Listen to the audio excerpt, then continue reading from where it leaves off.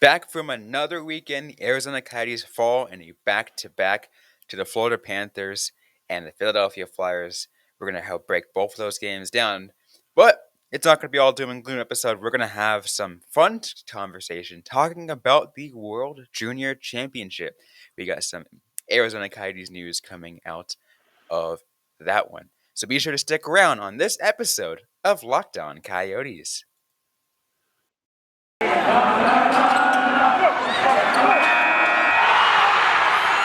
You're Locked On Coyotes, your daily podcast on the Arizona Coyotes, part of the Locked On Podcast Network, your team every day.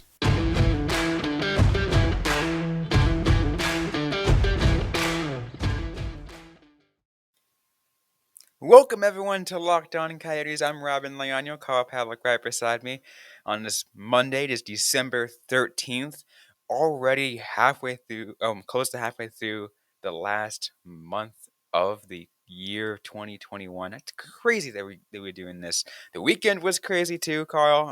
I had to on the Locked On NHL group chat fend off a lot of people saying, "Oh, Salt Lake City Coyotes, Houston Coyotes, Quebec Coyotes," and I'm just like, no. I'm like, I made the response like picture of the Tempe Arena. Like, am I a joke to you? Yeah. I saw that. I did not engage myself. Personally, I am of the opinion that if an adult is saying the Coyotes should move to Quebec City, it's like an adult saying the Coyotes should move to Oz. I'm like, oh, I'm not going to take you seriously in this conversation. You you uh, you cannot expect me to believe that Quebec City is a actual market for an NHL team.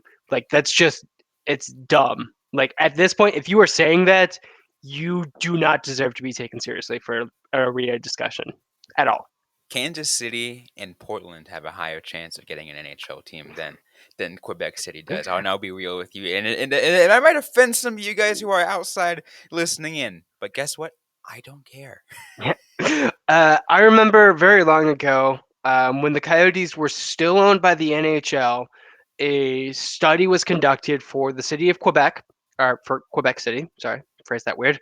And it said that there was 4 pillars for supporting a professional hockey team in the modern world. I don't remember what they all were, but one of the pillars, like the key things that they needed, was corporate sponsorships because that's a big part of the NHL, corporations. And they're just like, okay, so Quebec City doesn't have massive corporations, but we can speculate that there's some across the way that may come to it. And I'm like, if you're a pillar, you can't speculate like that. That's just not how it works. And let's also be real. There are situations where the exchange rate between the United States and Canada is constantly fluctuating. It makes it very unlikely that Quebec City will ever be able to afford a team as such a small market, having to pay their players in American dollars. One bad And year, and they're down. and not only that, we're talking expansion fee. The Canadian dollar is much weaker than the American dollar right now, so it can't Yeah. really go as far. It like Houston, I can entertain that conversation with the Coyotes relocating to Houston because there are things that make sense. If if you're thinking Quebec City, it's because you watched a lot of hockey or played hockey video games in the 90s And you missed the Nordiques. and you missed the Nordiques, and that's it. It's kind of like when I see people like talking about the Hartford Whalers coming back, and it's like, no, it's never gonna happen. That would be fun, though. I do love me and my son Brad's Bonanza, but Yeah. But like just like the demographics and financials of the countries, both the US and Canada, has changed a lot in the past 2 decades, which is what we're talking about when we're talking about Quebec City getting a hockey. And it's dumb. Uh that's why Houston, Kansas City, Salt Lake City, Portland all have a higher chance. But Coyotes aren't going anywhere. nope. They are not going anywhere, and that's why I shared on that group chat. I shared the picture of the Tempe Arena. I'm Yeah. like, even though that's still like 5 years from now, but Yeah, we got some time, but yeah, there's plans in place. We're not gonna deal with any of your negativity. yeah, absolutely. And because we're here to talk about other doom and gloom, the Coyotes playing poorly. Sure. There's a Because lot of that. there's a lot of that because we knew this team was not going to be good. They had a back-to-back against the Florida Panthers, one of the top teams in the league, if probably the top team in the league right now. And then the Philadelphia Flyers the next day after that, which they had a better chance of in that game. Yeah, I made the joke because Martin Jones is Martin Jones. sure. Um, but both games did not end the way the Coyotes wanted. Obviously, the Florida one much lower scoring. I predicted. I said on Mondo that the game was going to go under, and the Flyers game it was a little more interesting. Definitely a little bit more interesting. Coyotes look better against the Flyers than they did against the Panthers. I'm gonna be honest, they didn't look especially great either night, but we'll definitely break that down. Didn't trying to look at the Panthers game. We'll start with that. What's interesting is all four goals in that game. It was a 3-1 game. Final score. All four goals, Carl, were in the first period. Yeah. How boring of a game would that be? You're just like you see everything in the first period and then nothing. I was watching it live. It was extremely boring. And once you kind of got into that late third period, and you're like, oh, so this was all decided in the first, I could have just stopped watching, and it would have had the exact same.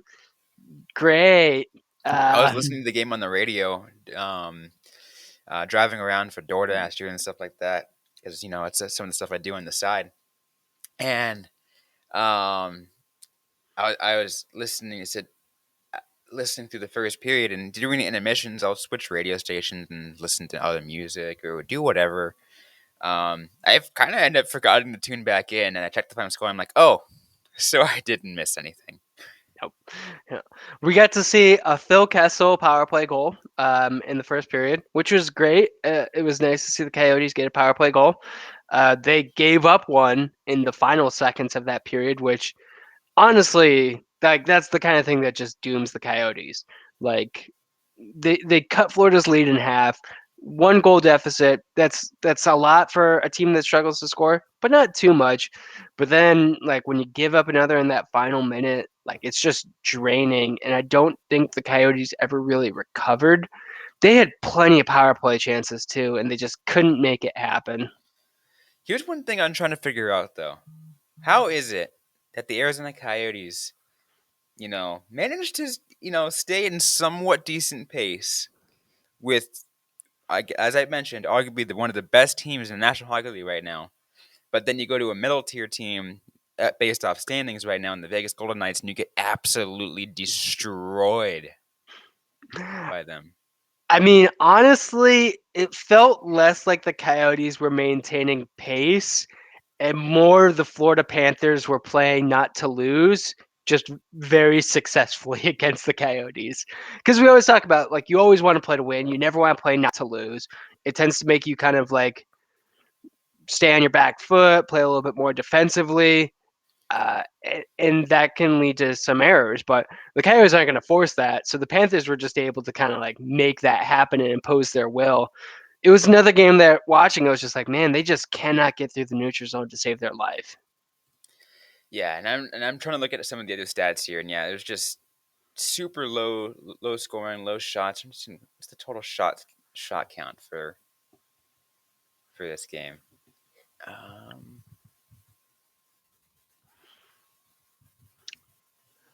Looks like actual shots, it was 23 for both teams. Uh, you probably have some better metrics. I'm looking at the game summary on the NHL.com. Time to get the full report off Natural Stat Trick. Going to all events, shots for 23-23. Um, but let's see some of the other stuff. Scoring chances for 27-16 in favor of the Coyotes. Oh, 9 high danger to 7 in favor of the Coyotes. Corsi 46-42 in favor of the Coyotes. interesting. I guess this is one of those times where maybe my eye test was just off, and I was a little bit pessimistic watching a game with the Coyotes down 3-1.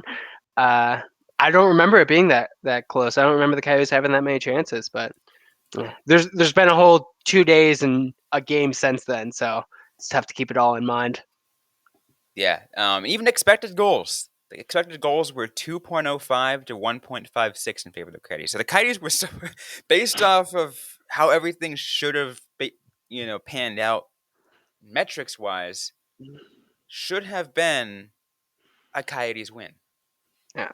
I do think it's important to remember that the Panthers did get 2 goals in the span of 10 seconds, like midway through the first period, That is and true.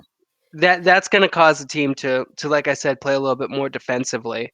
Um, what we would often call like playing in their shell in hockey. Um, it may not be phrased perfectly, but whatever. So I do think there was some of that factored into it, but yeah, I wasn't too impressed with the Coyotes against the Panthers. I'm gonna be real. Yeah, it definitely could have gone in a much much different way. But you know what? Um, we we we knew what to expect, right? Yeah, yeah. I think like just looking at it, you're like, oh, the Florida Panthers are one of the top teams in the NHL. They're just gonna the Coyotes aren't gonna get this win, and they didn't. And we can And I talk about why they didn't get it, but they Yeah, didn't. and that's part of the prediction I made. For those who listened to the episode that I have Armando Velez of Locked On Florida Panthers, my final score prediction was I believe 4-1. So I was off by 1 goal, and I'm like, yeah, so it's gonna go under the 6 goals that they wanted, um, and um, and the Panthers are going to take those points. That was point and a half favorites on that. So if you listened to me, you could have made some decent money. Um, Yeah. but you know that's the way I get. That's the way things. I'm pretty good at this. I'm pretty good at this thing. I know Yeah. what I'm doing. Yeah. I mean, honestly, like it was also if you looked and you're like, oh yeah, Bobrovsky is going to be playing, I'll probably take the under just because he's been good this season. Right? It's interesting to see him kind of like come back around and go from like his first year in Florida, like that contract and his play. You're just like, oh, that's going to be rough. But now, solid. I mean that contract is still a little, Yeah, but the contract's still rough, but it's not as bad as it was before. right, right. Anyway, so we still got more to get to on this episode of Locked On Coyotes. We're gonna talk some the next game. We got to break down the Arizona Coyotes and the Philadelphia Flyers, and then some good news to bring to you, some prospect news and World Juniors, stuff like that. All fun coming up in this episode of Locked On Coyotes. But first, let me ask you this: does this sound familiar? You got one device that lets you catch the game live, another lets you stream your favorite shows. You're watching sports highlights on your phone, and you got the neighbor's best friends log in for the good stuff. We want to tell you about a simple way to get all the entertainment you love without the hassle, and a great way to finally get your TV together. It's called DirecTV Stream, and it brings you live TV on demand favorites like never before, so you can watch your favorite sports, movies, and shows all in one place. That means no more juggling remotes and no need to buy another device ever again. And the best part is there no annual contract. So get rid of the clutter and the confusion. Get your TV together with DirecTV Stream. You can learn more at directv.com. That's directv.com. Compatible device required. Content varies by package. Okay, so let's continue here on Lockdown Coyotes. Once again, Robyn Leonio and Carl Pavlik. We are breaking down what went down over the weekend. So we had a weekend catch up here. We had a back to back. We talked about the Florida Panthers. Now let's talk about the Philadelphia Philadelphia Flyers. Flyers game. That was a 5-3 game in favor of the Flyers. Um, this was a game that I actually thought the Coyotes had a chance in, especially when I found out, and I mentioned before we were, um, recording is Martin Jones, right? Martin Yeah. Jones was the was the starting goaltender for the Philadelphia Flyers, and I'm like, oh, the Coyotes. I think that they definitely have a chance to win this game. Yeah. It was definitely an interesting game to watch. Definitely a more high scoring affair. And for a while, the Coyotes were keeping pace with the Flyers. It was great to see. The Flyers would score, Coyotes would get another like goal a couple seconds later. In case of the first period, second period started with the Flyers goal. Coyotes even ended up with Nick Schmaltz getting his first of the season. Real turning point was like midway through the game. Karel Vejmelka came out to play the puck. Attempted a pretty difficult pass, all things considered. Just kind of partially fanned on it. Ended up on the stick of Patrick Brown, and he was able to just fire it into a wide open net, and that really seemed to turn the tides. And let's be fair, it's not all of Vimoka's fault. The Coyotes took a penalty almost immediately after that, and the Flyers scored on that power play. So that was a two goal lead, and it's the Coyotes. They're not going to come back from that. No, I'm not going to come back from that because we talked about how the Coyotes are in the second period. They just can't do second periods. Like, why? They, What's wrong with them in the second period? they can't. They really can't. I do also kind of want to talk about it. I mentioned this on the Five for Howling Twitter. I like when goalies play the puck. I have no problem with Karel Vejmelka going out to do that. To do that play. It was a wrong pass. Like he definitely shouldn't have tried that specific thing. But I'm fine with him like going up, especially to protect a 2-2 like tie. So I have no issues with that. A lot of people were giving him crap for that. Um, and let's be real, Vejmelka has kept this team in games when they shouldn't be. So if he does an error that costs them the game, which I think this partially did, like you can't really blame him for that. He's done like more than enough already to like make up for that. Yeah. And I totally agree with you on that. I couldn't watch the entire game. I tried to keep up as much as I could with the actual analysis of it because I was at the Tucson Arena on Saturday covering the teddy bear toss Uh, for that. But Another rough um, game. another rough game. That was a little bit worse. 5-1 was the score on that one. So Yeah, luckily, at least the Roadrunners scored one, so they were able to toss the teddy bears. Um, true. so that was at least something necessary.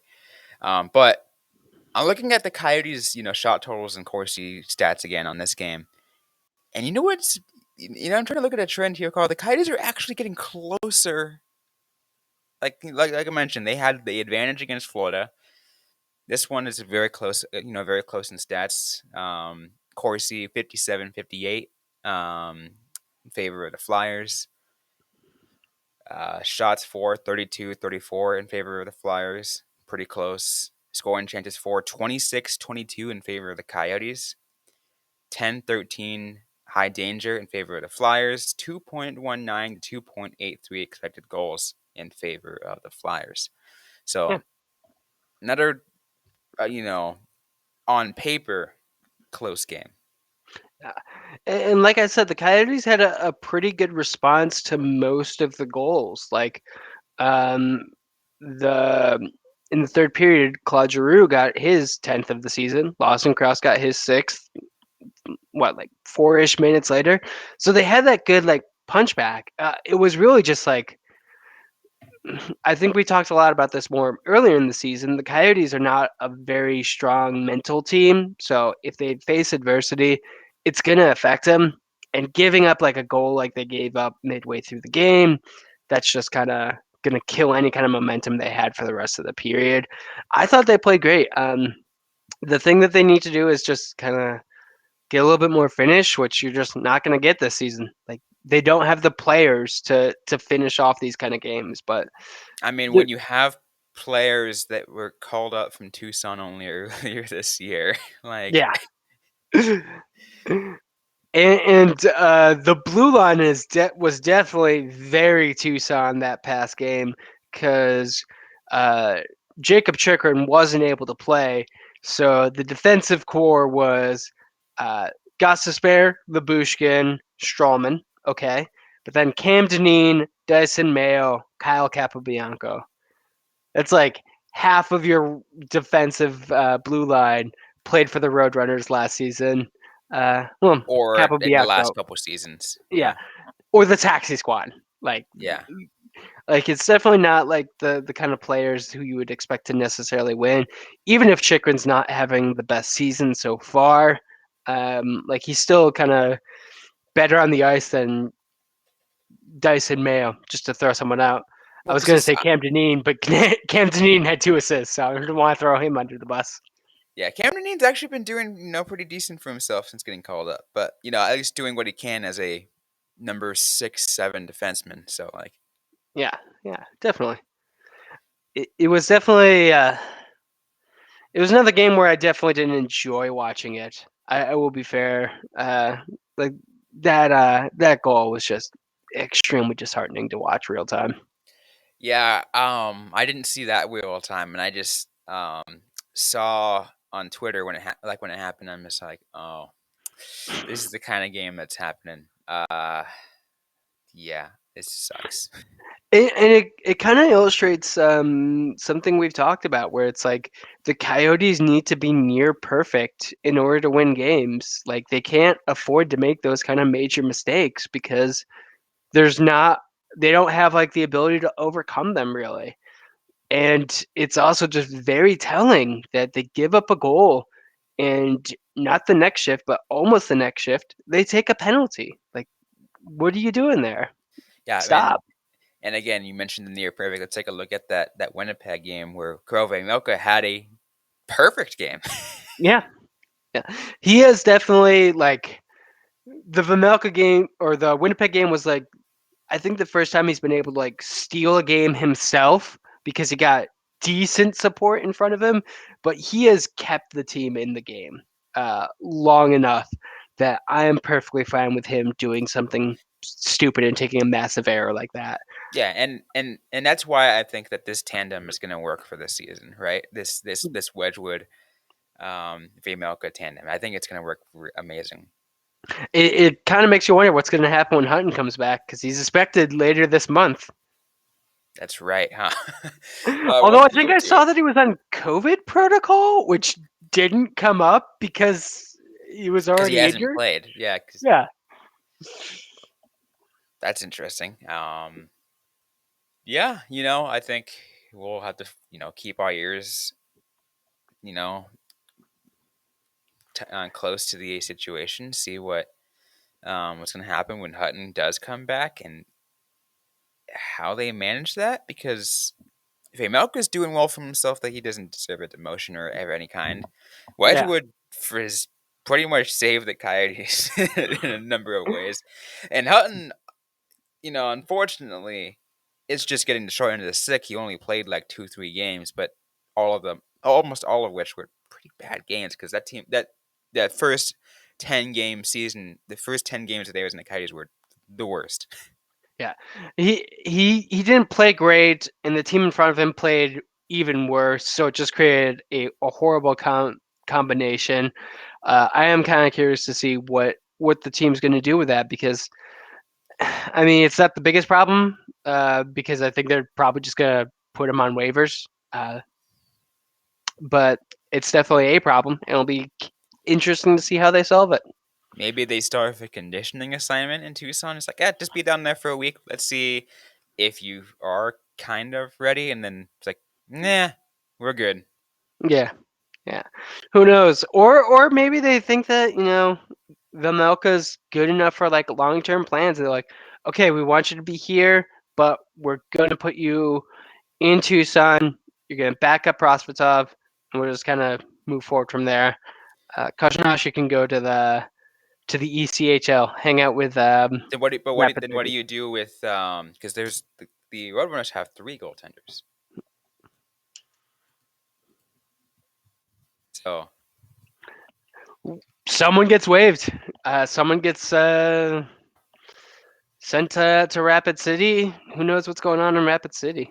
I had to blank on the name. That's Zane McIntyre. Zane McIntyre has been a little bit better than Kojinosh in some ways, and I mean, yeah, I think they're streaky, both of them.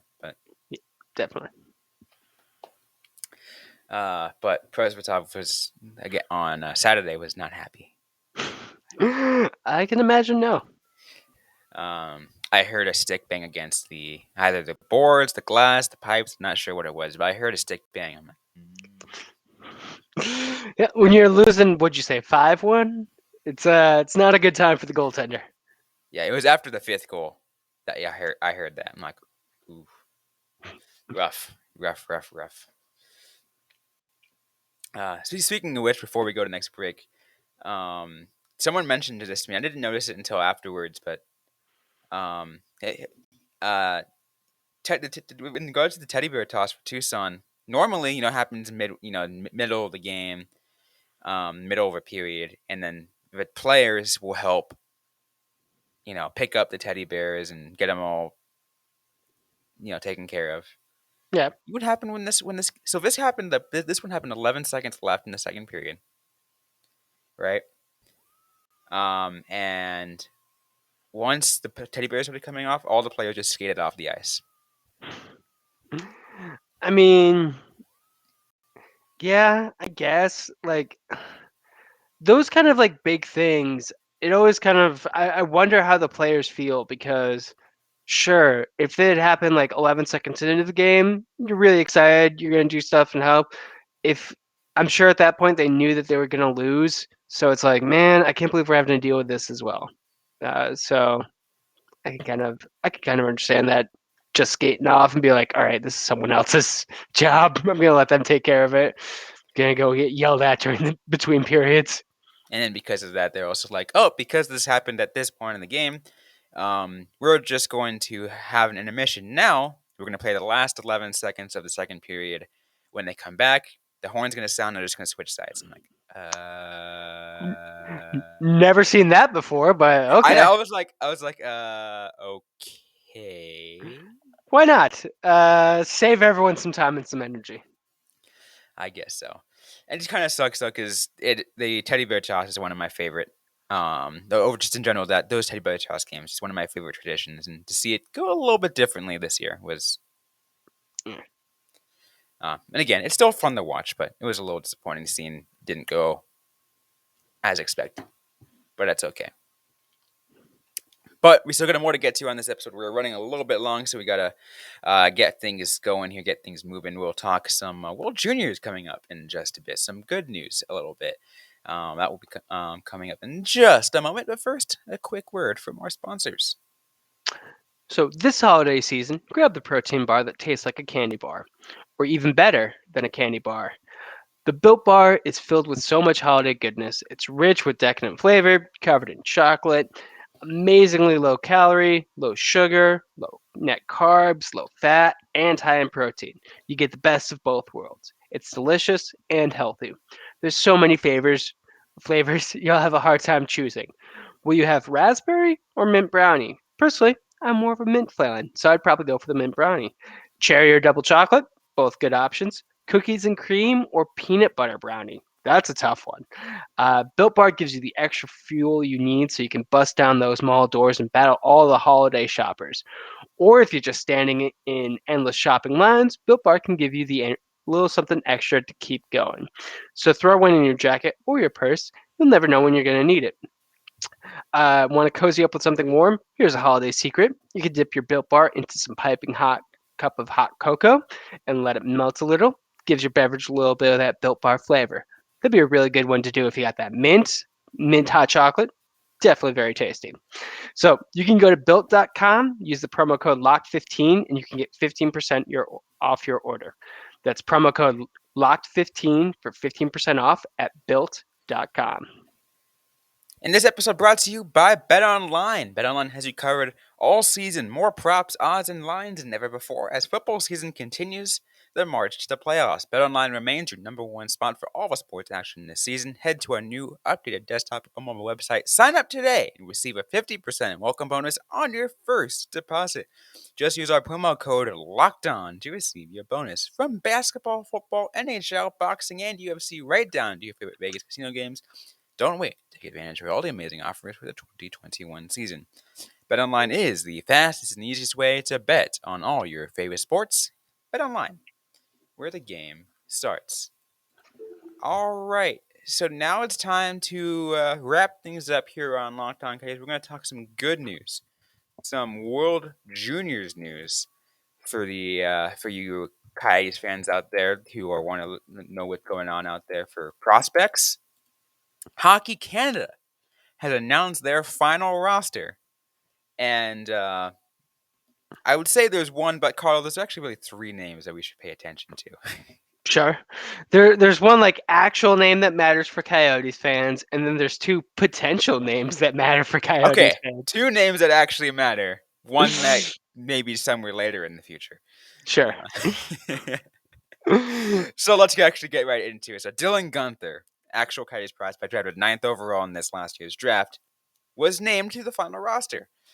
Yep. So that's good news for them. He was the only actual, of course, true Coyotes prospect that was named to the Team Canada roster. But the other two players I'll mention right away, just so you guys know, are Shane Wright, 2022 draft prospect, projected to go first overall, and Connor Bedard, 2023 prospect, projected to go first overall in 2023.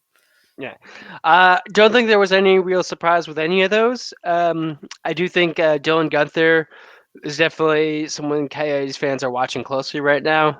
His highlight goals on Twitter are definitely fun to watch and definitely a bright spot when the Coyotes are doing poorly. You could usually see Guenther doing something very nifty. I know, and especially because was it like at the beginning of November? We were like, "How is Dylan Guenther doing?" He's like, "Oh, he's only got like what 5 points? Like what? What's going on with him?" And then like now he's like, "Oh, here he goes." Yeah. So let's kind of go through that. So he is tied for fourth in the WHL for goals scored with 16. He is currently 10th or tied for ninth in points with 32, second in shots on goal. So not exactly a dominant season for Guenther so far, but he's definitely proven to be one of the top players in his league, which is really all you can ask for. I'm sure the Coyotes, like when he went back, instructed him to do like a lot of smaller aspects to his game that he is hopefully working on and improving. It'll be great to see him against some top competition, though. And yet again, because the World Juniors is always really fun to watch, right? Yeah. It's one of my favorite. It's one of my favorite traditions. Right after Christmas, it's like time to watch the World Juniors. Yeah. And the Coyotes have had like a lot of success with their prospects in the World Juniors. Like, look at Barrett Hayton, very successful in the World Juniors, kind of brought him a lot of international attention. I have a feeling Guenther could kind of be a similar type of situation where like he can go in there, score some goals, looks great doing it, and get some like nice buzz. And you got another one who had a good World Juniors last year as well, and John Farinacci in Team USA. Ah, yes, John Farinacci. I don't. For some reason, he always slips my mind, but yeah, he definitely had a good tournament. Probably the bright spot amongst Coyotes. I don't remember there being too many prospects, and by extension, I was not too excited about last year's World Juniors. Yeah, I almost forgot about him too. And I'm just like, who was the one that last year? I know there was. I talked about someone last year, right when I first started hosting this show, was at Yeah, the end of the World Juniors, and I was like, hey, let's talk John Farinacci because he's in the World Juniors. We're almost the season hasn't started yet, so might as well talk about some fun stuff. yeah, definitely. I don't think we've gotten any of the other rosters yet, have we? I do not think so. I think those will probably be coming up all throughout this week. Yeah. So it'll definitely be interesting to see if any other Coyotes prospects make it, and then just who to watch during the tournament. If you're anything like me, it's you're watching for the players, not necessarily for the countries. I know that's big for like the people who are actually playing, but I don't. I care less whether or not Team USA wins the World Juniors. I care more about if Coyotes prospects do good at the World Juniors. That's always, I mean, that's how I pay attention to it too, right? It's just like, oh, how are they doing? Are they going to do good? Um, like, I mean, it only makes sense for it to be that way, right? Like, there's, uh, obviously, a lot of you guys are gonna be like, "What are you talking about, Team USA?" Like, but Uh, just even for like the Olympics, which I'm sure we'll be talking about very soon. I'm not a big Team USA fan. I will always just go like, okay, who's representing my team for their country? That's what I'm interested in. Also, it's just fun to watch hockey. Like I said, the World Juniors is some of the best competition amongst youth players that you are going to see. You're going to get a chance to watch some just good hockey. Doesn't really matter which country they're playing for. By the way, we are running out of time, but I do want to mention that Team Finland and Team Sweden also have their final rosters available. I tried to scroll through them briefly, did not see any prospects of note from their side to pay attention to. But obviously, as more rosters get available, we'll take a look and see if there's anything we need to know. Yeah, definitely.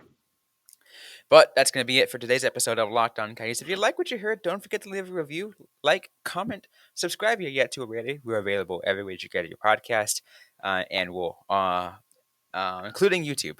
We are available there as well, so be sure to subscribe there so you can see our beautiful faces. Don't forget also to interact with us on social media. We are on Facebook, facebook.com/LockedOnCoyotes, on Twitter at LO_Coyotes. I am personally at Robyn_Leano. That's Robyn with a Y _LEANO. Carl Pavlik is Carl Pavlik FFH. And once again, interact with us. Ask us any questions you might have. We can answer them right back or on a future episode of the Locked On Coyotes podcast. Thanks again, everyone, for listening to today's episode. Hope you guys are staying safe out there. Hope you guys are staying healthy. And don't forget to howl on.